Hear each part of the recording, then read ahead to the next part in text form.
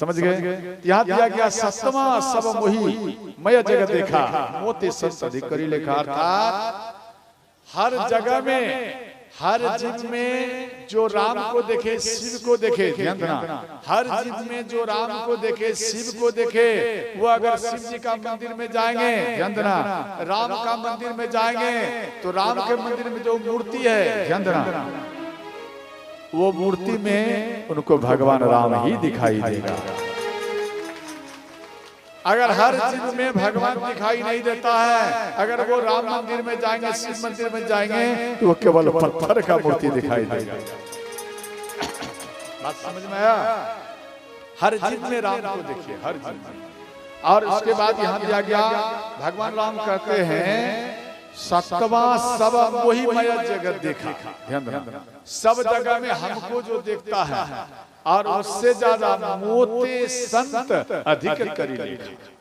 अर्थात संत में हमें ज्यादा देखे।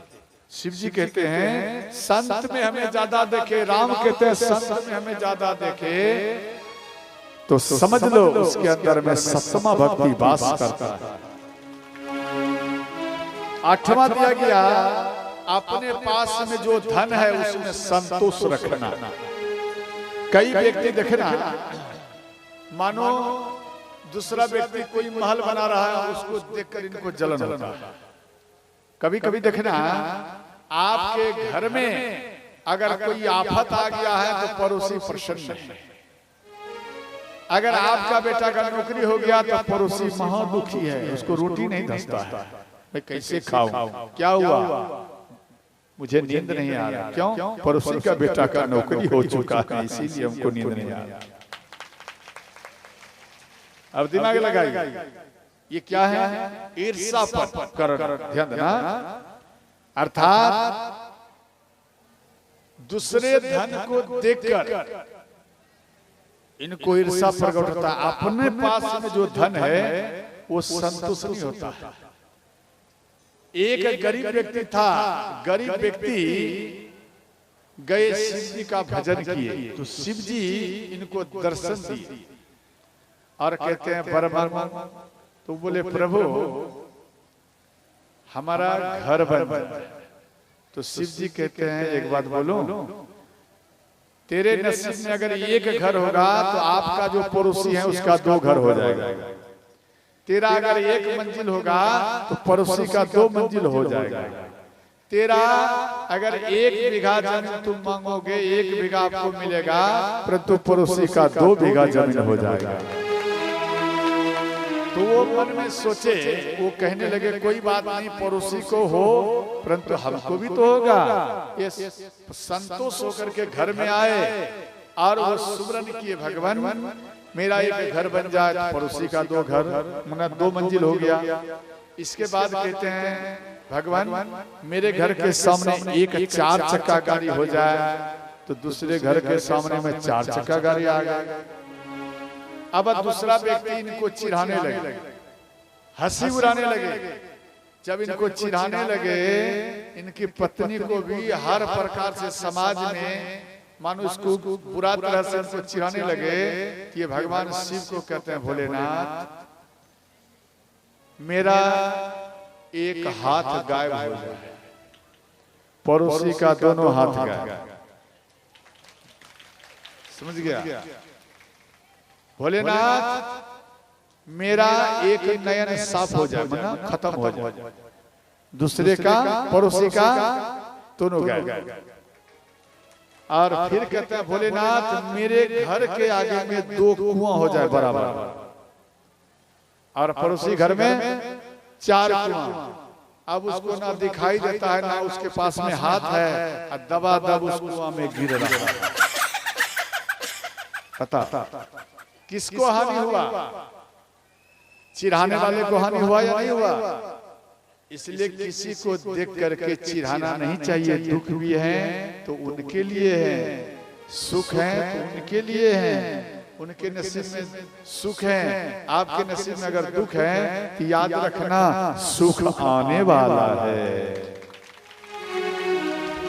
अगर आपके अंदर में सुख है तो समझो कि मेरे अंदर में दुख है, दुख जैसा जिंदगी व्यतीत करिए, सुख जैसा नहीं। अगर दुख जैसा जिंदगी व्यतीत करेंगे, गरीब जैसा जिंदगी व्यतीत करेंगे, रहते हुए भी व्यतीत करेंगे, ध्यान देना, धन दिया दान करते हुए व्यतीत करेंगे, तो ये संपत्ति आपका अचल रहेगा। अगर आपने ऐसा नहीं किया तो फिर आपको गरीब बनना पड़ेगा, और जिसका महल था फूस का, उसका ध्यान देना कैसे हो जाएगा। अगर महल वाले फूस वाली को चिढ़ाएंगे तो भगवान पहले उसको और महल देता है, और जब समय आता है, देखो ये फूस का घर है, ये महल है, समझ गया, तो भगवान शिव क्या करते हैं, बाजी को पलट देते हैं। समझ में आया, महल आ गया नीचे फूस में, और जो फूस था वो बन गया महल। पलटने में टाइम भोलेनाथ को नहीं लगेंगे, इसलिए सावधान, किसी को देखकर चिढ़ाना भी नहीं चाहिए।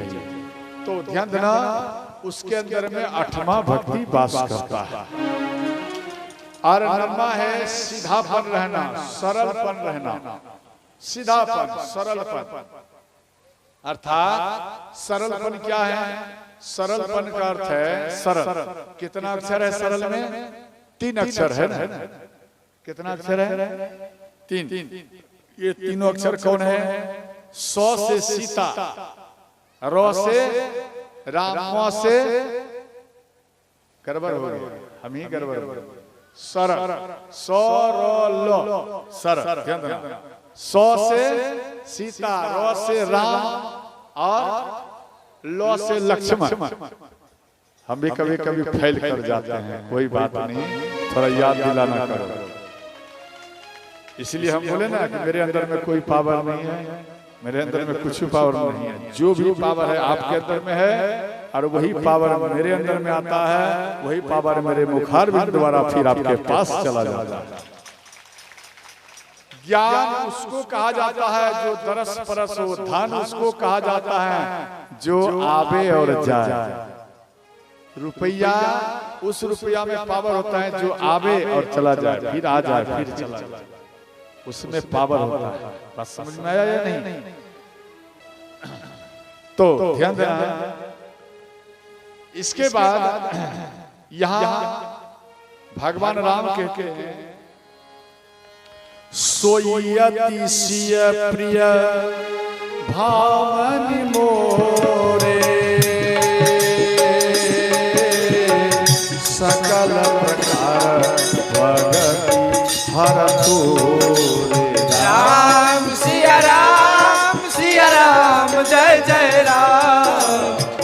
राम सिया राम, सिया राम, जय जय राम।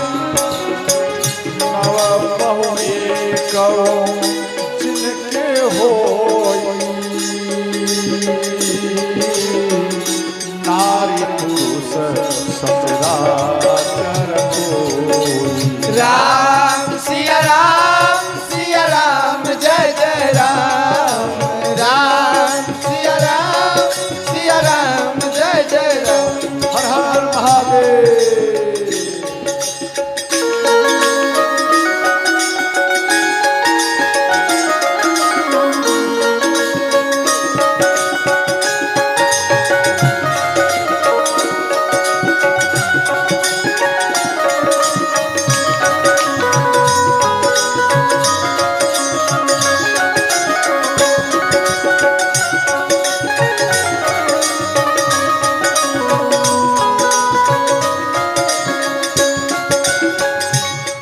इसके बाद भगवान राम कहते हैं, हे माता, आपके हृदय में 9 प्रकार का भक्ति वास करता है। माँ सबरी कोई विद्यालय में नहीं गई थी, किसी विद्यालय में नहीं गई है। ध्यान देना, भगवान को पाने के लिए विद्यालय की जरूरत नहीं है। भगवान को पाने के लिए, दर्शन के लिए, ध्यान देना, आपके भाव की आवश्यकता है। श्रोता, अगर आपके अंदर में आकर हो, ध्यान देना, जो झुकता हुआ जिंदगी बिताता है उसके हृदय में भगवान वास करता है।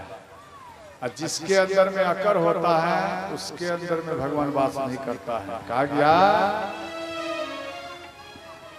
झुकता वही है जिसमें जान होती है, वरना मुर्दे की पहचान होती है।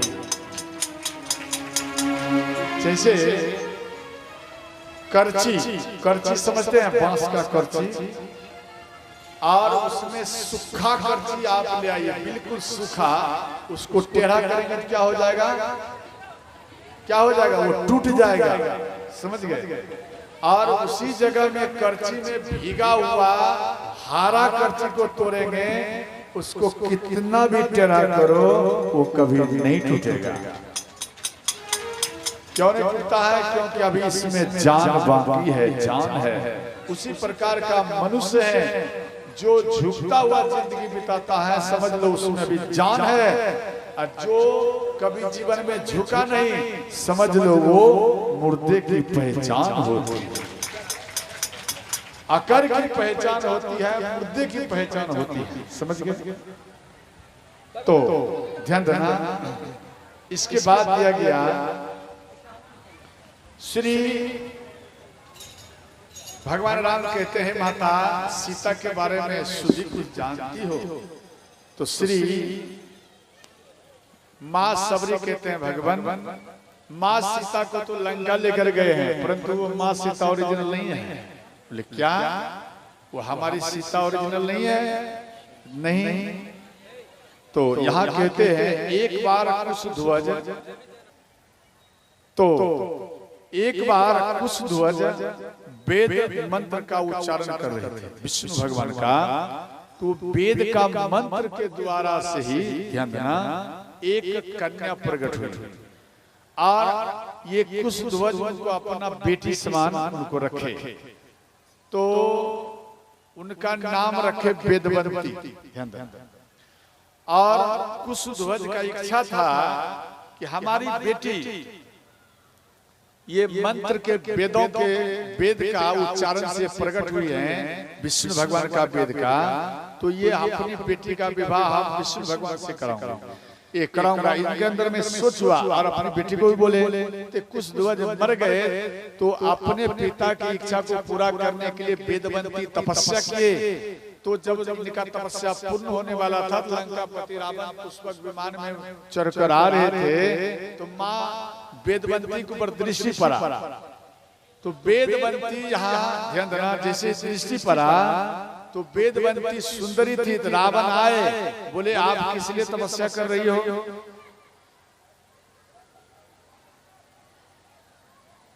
बोले ब्रह्म, ये राम विष्णु भगवान से विवाह करने के लिए। बोले देखो काफी टाइम लग जाएगा, उनको प्रसन्न करने से, प्रसन्न करोगे टाइम लगेगा। एक काम करो, आप हमसे विवाह कर लो, आपको प्रसन्न करने की, तपस्या करने की भी जरूरत नहीं है। तो वेदवंती, ध्यान देना, वेदवंती के केस को पकड़ लिया। वेदवंती यहाँ डांट दिया, हम नहीं ऐसा मन में रख सकते, हमें पति चाहिए तो विष्णु भगवान चाहिए। तो रावण इनके केस को पकड़ लिया, केस को काट दिया वेदवंती माता। और इसके बाद माँ वेदवंती बोली, हे लंकेश, आपने इस शरीर को पवित्र कर दिया है, अब ये शरीर भगवान के योग्य नहीं रहा, इसलिए जा, मैं तुझे श्राप तो नहीं दे सकती हूँ, अगर श्राप दूं चाहूं तो तुझे जलाकर भस्म कर सकती हूँ। करो शायद जो ते ही छारा, तो नसाय मम तप फल सारा। ध्यान देना, कोई माता अगर दूसरे माता को श्राप देते हैं तो याद रखना आपका पावर ही घट जाता है, आपका पुण्य लूट जाता है। इसलिए भूल से भी किसी को श्राप देना नहीं चाहिए। आपके अंदर में जो पुण्य है वो घट जाएगा, श्राप लगेगा परंतु आपका पुण्य घट जाएगा। पुण्य इतना साधारण नहीं है अर्जित करना। तो इसलिए यहाँ पर बोले, तेरा मृत्यु को कारण स्वयं मैं बनूं, इतना कहकर ये वेदवंती अपने शरीर को नष्ट कर दी। और यहाँ श्री माँ सबरी कहती है, वही वेदवंती उस सीता में सीता के रूप में प्रकट हो गई है और अपने मृत्यु को, अपने काल को ही वेदवंती को रावण लेकर चला गया है लंका में। अब रावण का नाश अवश्य होगा प्रभु। तो यहाँ कहते हैं भगवान राम, ये बात आप कैसे जाने? तो यहाँ कहने लगे, यह मैं सुनी गुरु मुखबानी, सो तुमसे रघुराज बखानी। राम सिया राम जय जय राम। राम सिया राम जय जय राम। मंगल भवान ओ मंगलहारी, ओम सही जगपति पुरारी। राम सिया राम जय जय राम। राम सिया राम जय जय राम।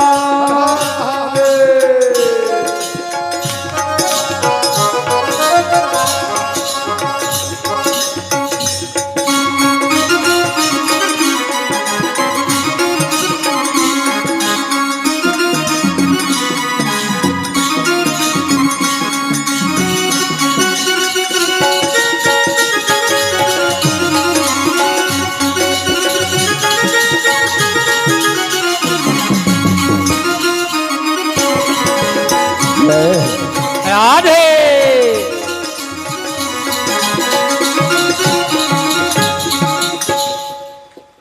तो अंत में तो मतंग ऋषि ये कथा पहले प्रसंग सुना चुके थे माँ सबरी को। देखो अभी तो किताब कॉपी का न ये आया है समय, पहले किताब कॉपी नहीं, केवल साधु संत ऐसे बैठकर केवल बोलते थे। बात समझे कि नहीं? बोलते थे तो दूसरे साधु संत शिष्य के अंदर में वो सब ज्ञान अंदर में बैठ जाता था और वो भूलते नहीं थे। अब सोचो कितना अध्ययन करते थे। बात समझ गए? उसी प्रकार से आप भी अध्ययन करना, जो कुछ हमने सुनाया उसको अपना हृदय में बैठाना। इसके बाद ध्यान देना, भगवान राम कहते हैं, हे माता आपको कौन लोग चाहिए? क्यों माँ सबरी बोली, आप प्रभु अब इस पृथ्वी को छोड़ के जाने का समय आ गया है।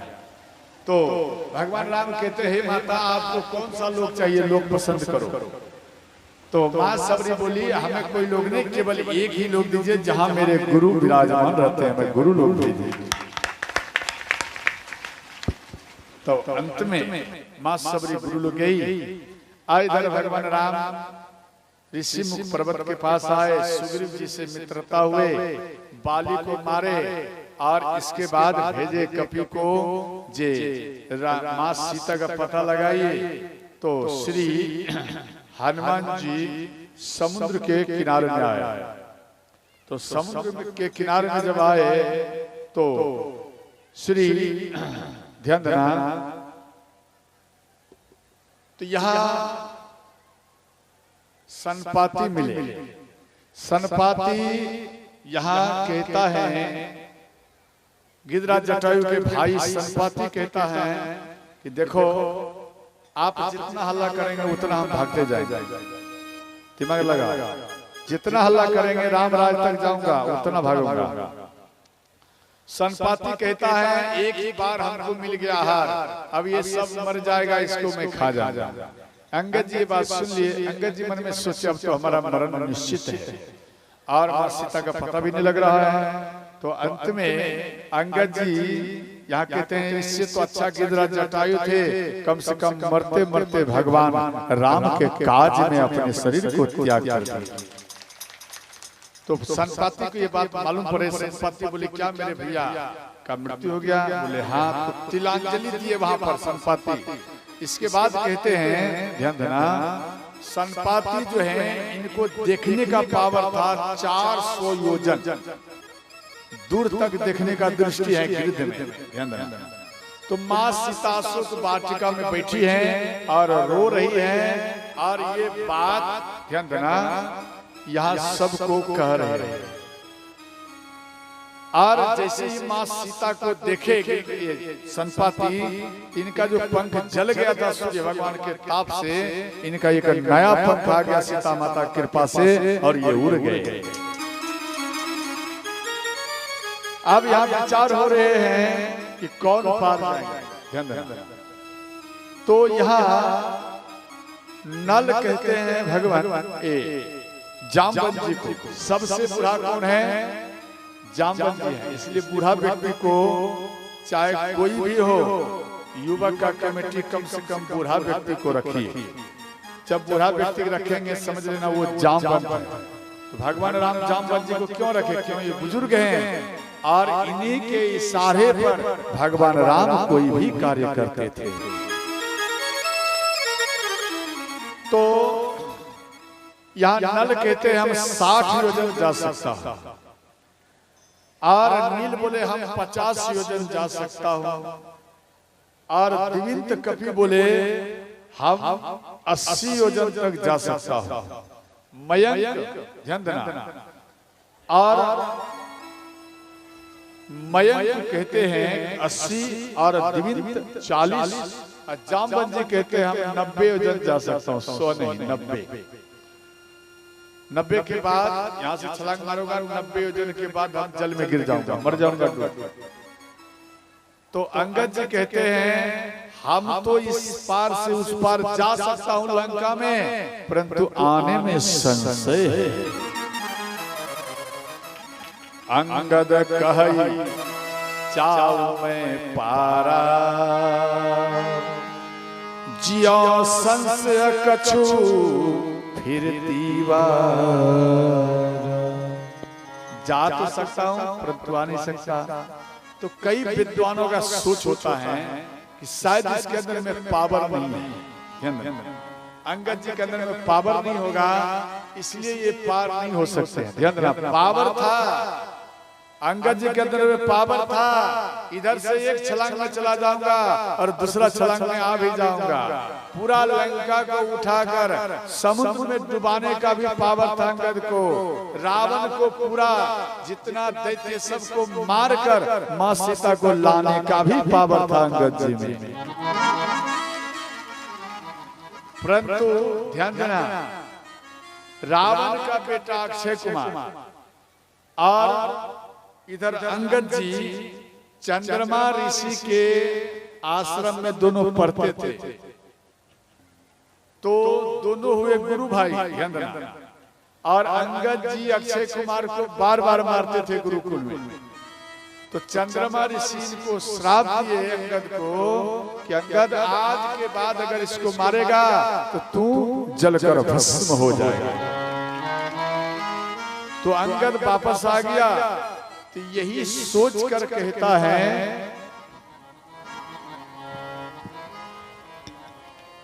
अंगद कहो संकोप तब, अभी जाऊं मैं पार। मोही सुरति मुनि साप की, संशय फिरती बार नीरेशा। तो आने में संशय है, इसी कारण यहाँ पर बोले। तो अंत में जामवंत जी मन में सोचे सब कोई तो अपना अपना पावर बता दिए, अब एक काम करता हूँ, एक हनुमान जी बच गया।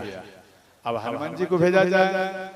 तो हनुमान जी को कहते हैं आप जाओ पार। बोले मेरे पास में पावर नहीं है, हम नहीं जा सकते। बोले देखो सब कोई कोई कहता 90 जाऊंगा, 80 जाऊंगा, 50 जाऊंगा, 40 जाऊंगा, क्या आप नहीं जा सकते? आप तो इन सब में श्रेष्ठ हो, बलवान में।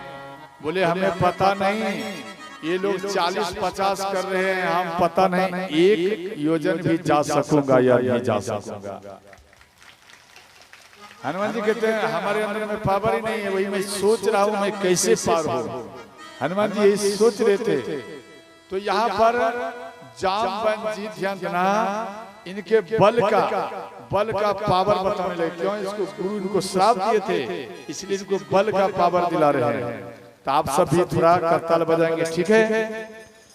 कही पति सुनु हनुमाना, कहे निचपति कहे सुनो हनुमाना, काच प्रसाद रहे बलवाना, ताज प्रसाद रे बलमाना, पवन तनया बल पवन समान, बुद्धि विवेक विज्ञान निधाना, पवन तनय पवन समाना, रूप विवेक वरदाना, कवन सुकाज कठिन जगमानी, कवन सुकाज नीति बलदानी, जो नहीं तात होय तुम पाई, जो नहीं तात हुई बलदानी। श्री राम जय राम जय जय राम, श्री राम जय राम जय जय राम, श्री राम जय राम जय जय राम, श्री राम जय राम जय जय राम।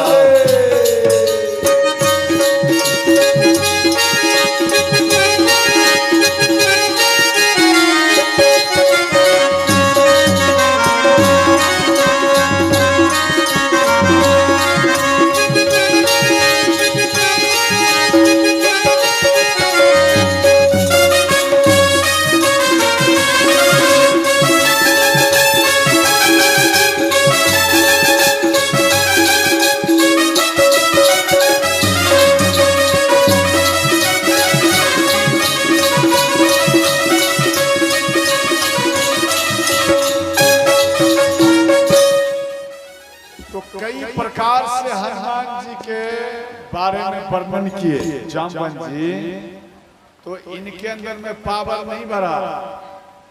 तो अंत में एक चौपाई गोस्वामी जी फिर लिखे, बोलो सच्चे दरबार की जय हो। यहाँ जामवंत जी कहते हैं, हनुमान जी आपका जो अवतार हुआ है, केवल आपका अवतार राम काज के लिए हुआ था, तो राम के लिए हुआ है। यहाँ गोस्वामी जी एक पंक्ति लिखी, राम काज लगी तब अवतार, राम काज लगी तब अवतारा,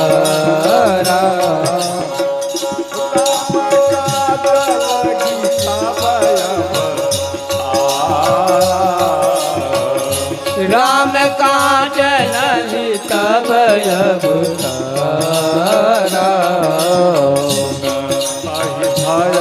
पार्वता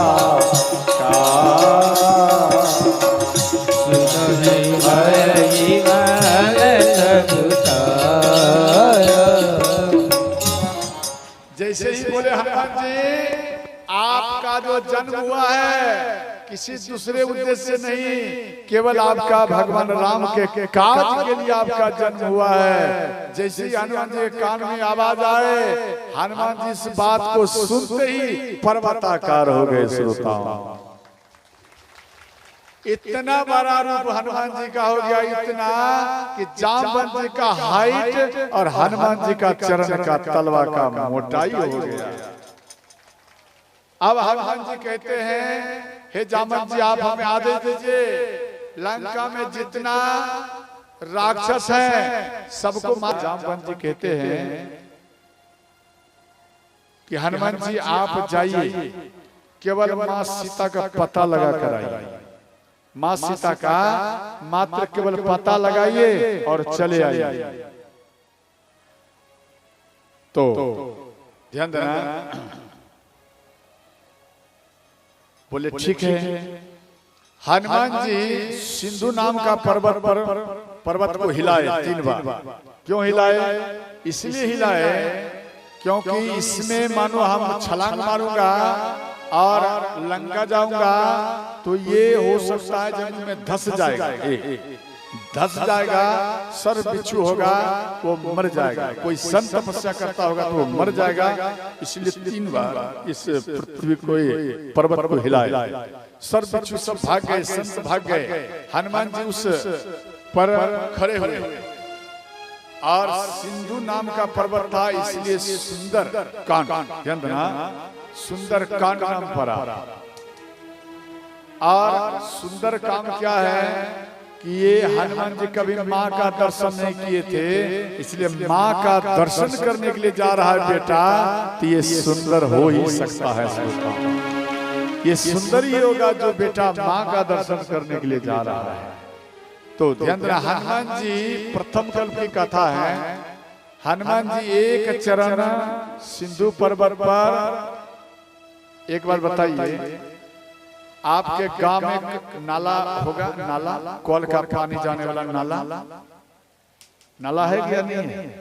तो वो नाला पार जब आप होती हैं तो क्या नाव लगा के पार होती हैं? बोलिए हाँ या नहीं बाबा? कैसे पार होते हैं? एक चरण इधर, दूसरा चरण उधर, होते या नहीं होते? तो हनुमान जी एक चरण सिंधु पर्वत पर और दूसरा चरण लंका में सीधा रख दिए और लंका में चले गए। कल्प कल्प प्रति प्रभु अवतरे, अर्थात प्रथम कल्प की कथा है। हनुमान जी लंका में आए तो मन में सोचे क्यों ना छोटा रूप बना लूं, तो छोटा रूप ये बनाए मशक समान। मशक का अर्थ है, ध्यान देना, मशक नाम है, ध्यान देना। सुपनेखा के बेटा कौन है मालूम है? आप देखे हैं, अभी भी उसका बेटा है, 5 बेटा है। आपने देखा? ए बाबा, आपने सुपनेखा को बेटा को देखा है? 5 बेटा है, एक को बेटा को देखा है? आप बोलो माता देखे? 5 बेटा में एक भी बेटा को हाँ या नहीं बोलिए। नहीं जानकार हो तो बोलो नहीं। अगर हाँ तो हाँ बोलिए। बोलिए देखे हैं? नहीं देखे, जानकार नहीं है। ध्यान देना, देखो पहला बेटा है उसका चिल्लर। चिल्लर समझते हैं? जो गंजी में प्रकट होता है। ध्यान देना, पहला बेटा है चिल्लर, दूसरा बेटा है चमोकन और तीसरा बेटा है खटमल। कितना हो गया? 3 हुआ। और चौथा बेटा है, ध्यान देना, वो है मच्छर। समझ गए? चौथा बेटा है मच्छर। अब 5वां बेटा आप लोगों को मालूम है, बता दें क्या? बोलिए, जानते नहीं है? जानती तो हो। 5वां बेटा है ढीला, जो समझ गए सिर पर चढ़कर रहता है उसका बेटा। समझ गए? ये जो है सुपनेखा का खास बेटा है, कितना भी मार दो फिर आ जाएगा। शरीर को मुंडन करवा दो, कोई बात नहीं, कहीं से भी लिंक जोड़ लेगा। बात समझ गए? तो ये 5 बेटा है उनके, और 5 बेटा क्या काम है? दाल भात खाने का। 5 बेटा क्या खाता है? दाल भात तरकारी। तब खून चूसता है, खून नहीं चूसते। तो ये 5 बेटा सुपनेखा के खास हैं, जो मारने के बाद फिर वो बेटा इतना उनका वंश है जो उभरते जाता है। वो हिंदू मुस्लिम सिख ईसाई नहीं जानते हैं, सब उनके लिए बराबर है। और इसके बाद ये मच्छर का उदाहरण किए। किसी ने हमसे प्रश्न किया, बाबा आप हमें एक बार बताइए कि हनुमान जी जब विशाल रूप धारण किए तो इनका लंगोटा बड़ा था, लंगोटी बड़ा था। और जब वो मच्छर का जैसा रूप बना लिए तो लंगोटी तो ढीला हो गया होगा। विचार करो हाँ या नहीं? लंगोटी तो ढीला हो गया होगा, और गदा तो पहाड़ जैसा हो गया होगा, और मुद्रिकाएं भी तो वो भी पहाड़ जैसा हो गया होगा। क्या वो मुद्रिकाएं मच्छर लेकर उड़ सकता है कभी? क्या बोलिए हाँ या नहीं? हाँ या नहीं बोलिए? या वो मच्छर छुपा सकेंगे कभी मुद्रिका? जब भी होगा इतना बड़ा होगा या इतना बड़ा होगा, तो या इस अंगूठी में पहनने वाला होगा, क्या मच्छर वो छुपा सकेंगे?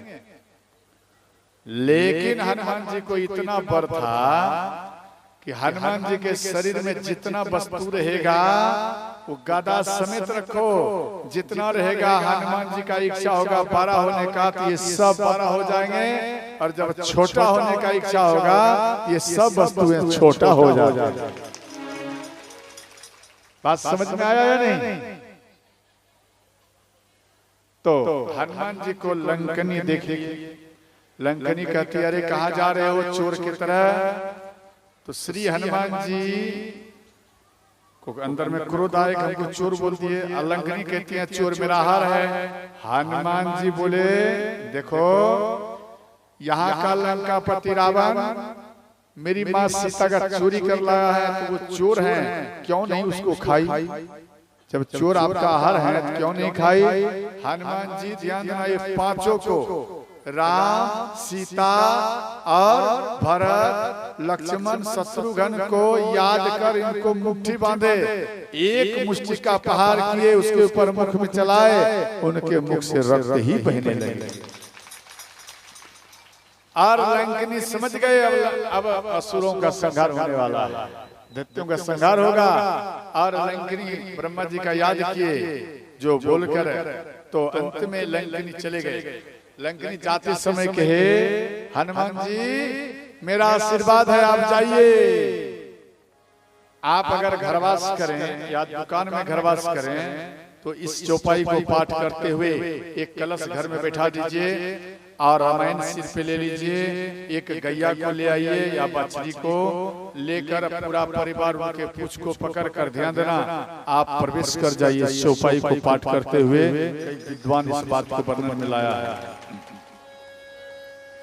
प्रवसी नगर कीजे सब काजा, प्रवसी नगर सब कीजे काजा, हृदय राखी कोसलपुर राजा, हृदय राखी कोसलपुर राजा।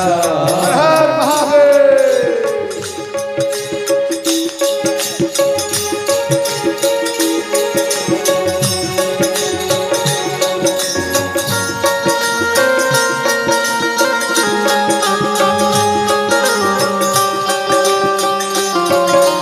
राधे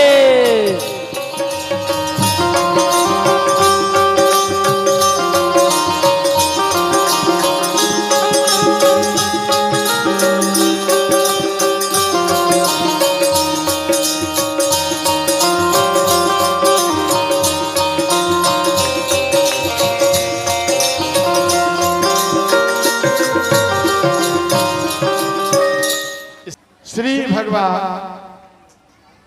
हनुमान जी पूरा लंका में घूमे, हनुमान जी पूरा लंका में घूमे,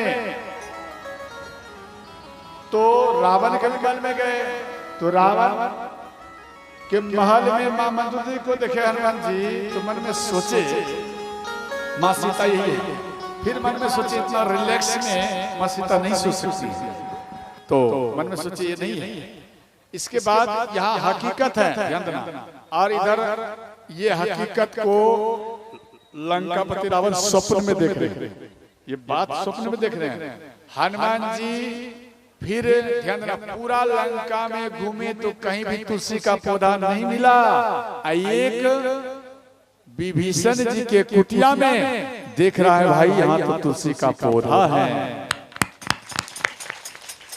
रामायुध अंकित गृह शोभा बरन न जाय, नव तुलसी का वृंद तहा देखी हरस कपीराय। ध्यान दिया गया पूरा लंका में तुलसी का पौधा नहीं मिला, और एक विभीषण जी के कुटिया में ही मिला, और शंख चक्र गदा से ध्यान देना, शंख चक्र गदा से घर के बाहर में सजा हुआ है। एक बात बताओ माता, तुलसी का पौधा उसके घर में रहना चाहिए जिसके घर में मांस मछली मदिरा ना चलता हो। अब दिमाग लगाना, इसका प्रमाण दे दूं आपके इसी गांव में। हम तो गांव आपका नहीं घूमे हैं, इसी गांव का मैं प्रमाण दे रहा हूं। आपके गांव में मुस्लिम भाई है या नहीं है? बोलिए, है ना? या कोई मुस्लिम भाई आए हैं? जरा हाथ उठाइए। कोई मुस्लिम भाई है तो हाथ उठाइए। नहीं आए? कल देखे थे, आज भी देखे थे, ध्यान देना।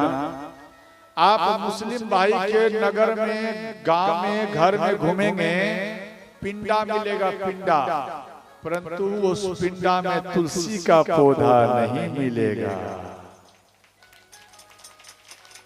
क्यों नहीं मिलेगा?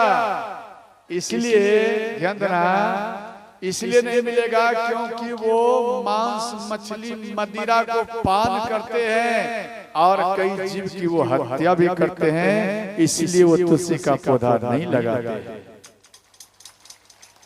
अगर वो लगाएंगे तो उसको दोष लगेगा, उसको दोष लगेगा, इसलिए वो नहीं लगाते। और दूसरी बात, जो चरित्रहीन हो, स्त्री या पुरुष, उनको भी तुलसी के पौधा में जल नहीं चढ़ाना चाहिए, उनको भी दोष लगता है। और जो मांस, मछली, मदिरा को पा लिया, और वो व्यक्ति, ध्यान देना, वो भी व्यक्ति प्रातः काल उठकर कई व्यक्ति देखना जल चढ़ा देते हैं, उनको भी दोष लगता है, उसको भी नहीं जल चढ़ाना चाहिए। कम से कम 14 दिन के बाद आप जल चढ़ाएं तो आपको पुण्य मिलेगा।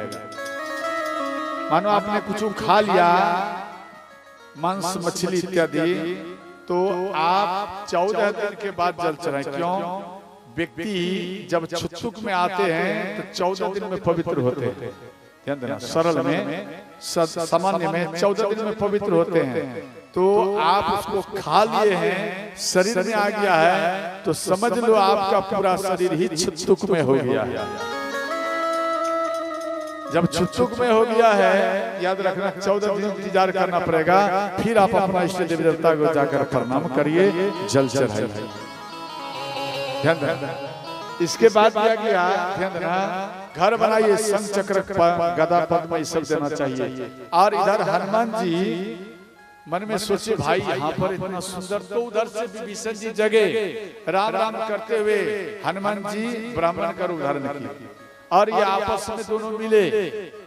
और जैसे ही मिले तो हनुमान जी कहते हैं, एक काम करिए विभीषण जी, आप हमें माता से मिला दो, और हम वचन दे रहा हूं आपको हम अपने पिता से मिला दूंगा।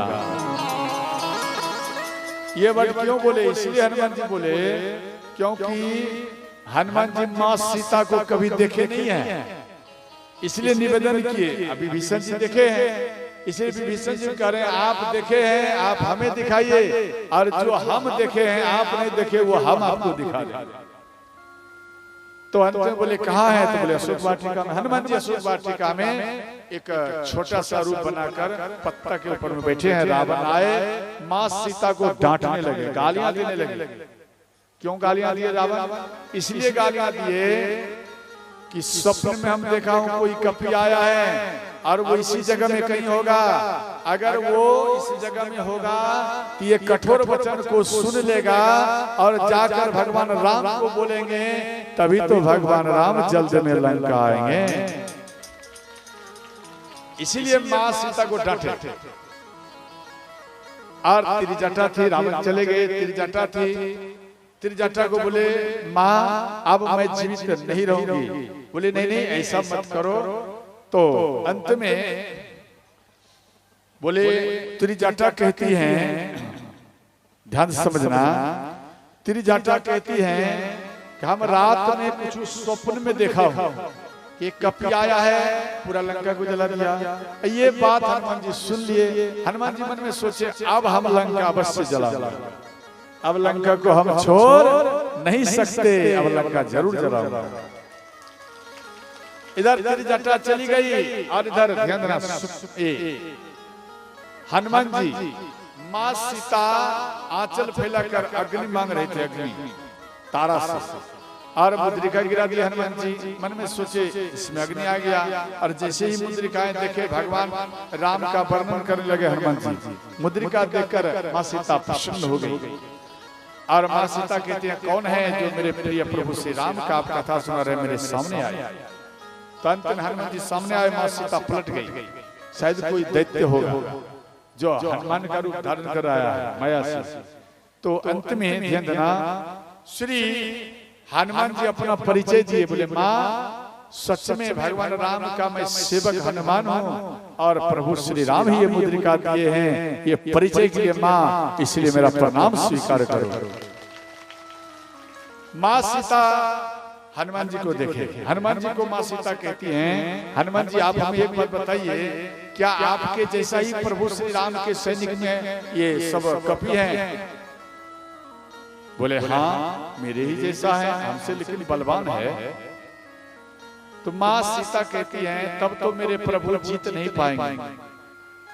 हनुमान जी बोले क्यों? बोले इसलिए आप छोटे से हैं, मशक मन मच्छर के समान आप हैं, और यहाँ लंका में पहाड़ के जैसा राक्षस है, तो ये जीत कभी होगा? कभी नहीं होगा। तो जैसे ही हनुमान जी इस बात को सुने, ध्यान देना, जैसे ही सुने तो हनुमान जी कहते हैं जय श्री राम करते हुए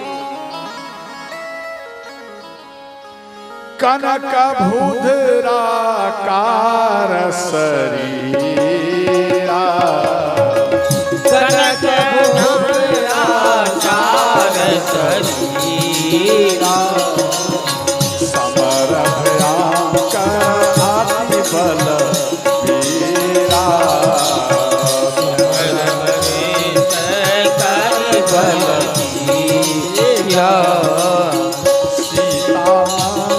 भरोसा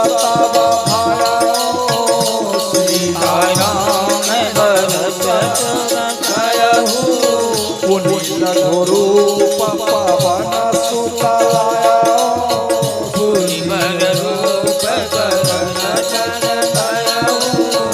श्री राम जय राम जय जय राम, श्री राम जय राम जय जय राम, श्री राम जय राम जय श्री राम जय राम जय जय राम। हर हर महादेव।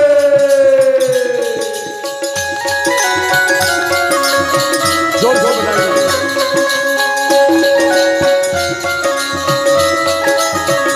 राधे श्याम।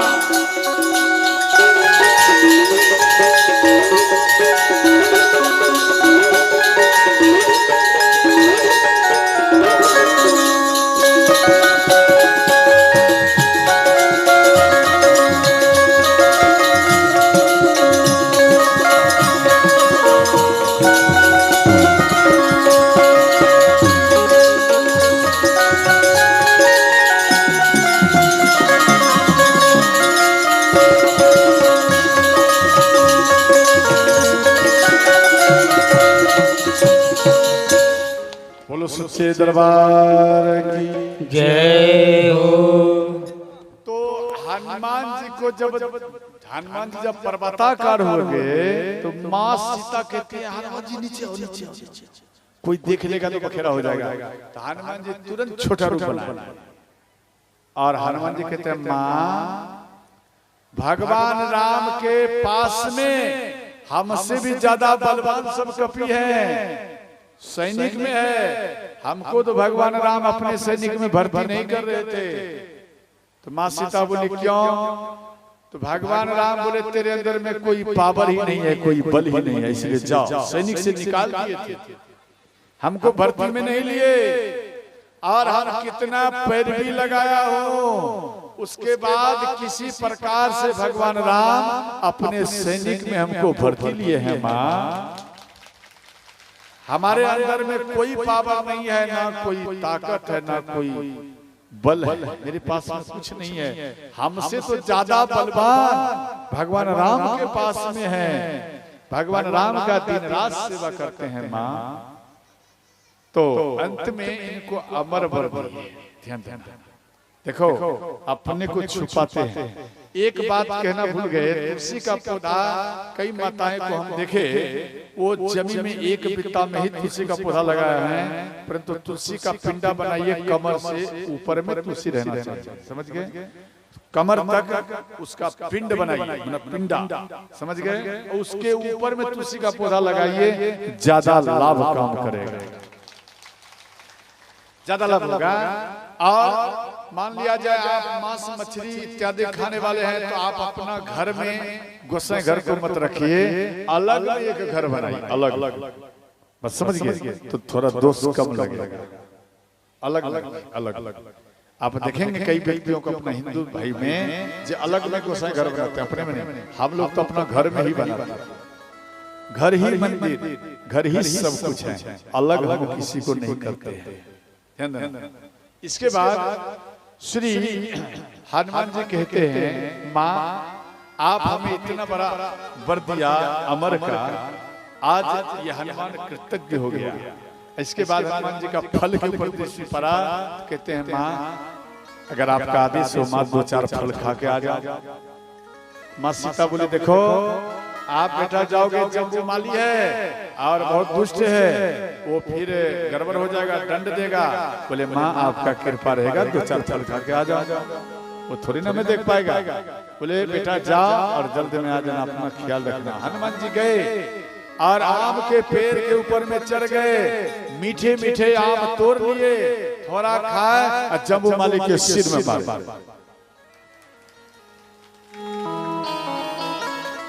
हनुमान जी का तो खटपट